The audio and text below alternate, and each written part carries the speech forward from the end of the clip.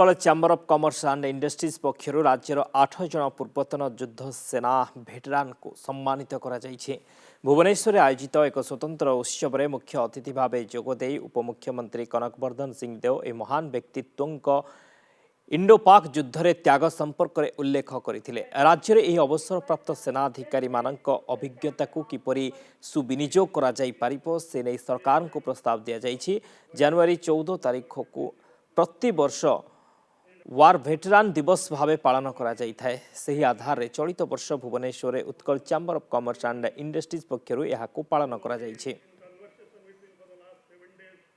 Soldiers जो मान को समाज गोटे प्रकार भूली जाए से माने रिटायर करिला परे किंबा तांकर सर्विस को भूली जाए तांको मने करिवा तांको सम्मानित करिवा पई जो उद्यम उत्कल चैम्बर ऑफ कॉमर्स द्वारा निया जायछि प्रशंसनीय एवं सरकार तरफ भी कहवा पाई चाहे इन को प्रति वर्ष ऑनर करिवा सम्मानित करिवा तांको मने करिवा पाई उद्यम सरकार शुड रिकॉग्नाइज द कंट्रीब्यूशन। आज उत्कल चैम्बर ऑफ कॉमर्स तरफ आमे गत वर्ष आरंभ होता है। यहाँ द्वितीय वर्ष जे आमे जो माने वेटरन्स अच्छा आर्म फोर्सेस वेटरन्स तांको रिकॉग्नाइज करूँ।